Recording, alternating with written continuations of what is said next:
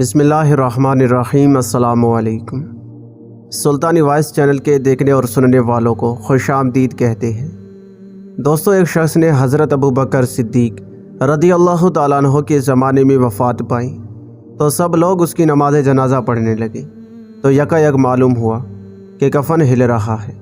لوگوں نے جب غور کیا تو دیکھا کہ ایک سانپ اس کی گردن میں توک بن کر لپٹا ہوا ہے اور گوشت کھا رہا ہے اور اس کا خون پی رہا ہے۔ لوگوں نے اسے مارنا چاہا تو سانپ نے کہا، لا الہ الا اللہ محمد رسول اللہ صلی اللہ علیہ وسلم، مجھے کیوں مارتے ہو؟ میرا کوئی گناہ اور کوئی خطا نہیں۔ اللہ تعالیٰ نے مجھے حکم دیا ہے کہ اسے قیامت تک عذاب دیتا رہوں۔ تو لوگوں نے پوچھا، اس کی خطا کیا ہے؟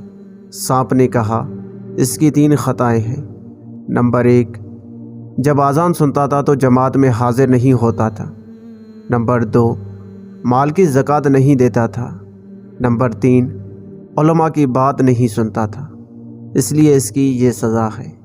اللہ پاک ہمیں جماعت کے ساتھ نماز پڑھنے اور اپنے مال کی زکوٰۃ ادا کرنے اور علماء کی صحبت اختیار کرنے کی توفیق عطا فرمائے۔ آمین۔